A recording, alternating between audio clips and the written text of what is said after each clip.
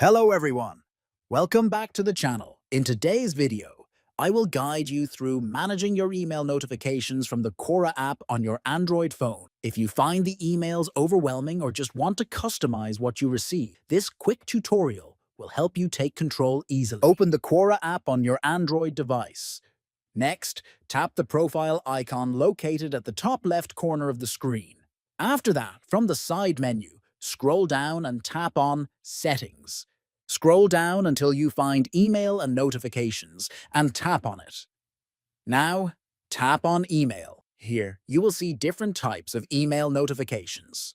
For example, tap on Messages, Comments, and Mentions. You can now turn off or on any notification type you prefer. Repeat the same for other notification categories to customize your preferences fully. That's it. You've successfully managed your Quora email notifications. Adjusting these settings helps you stay updated without getting unnecessary emails. Thanks for watching, and don't forget to subscribe for more helpful tips.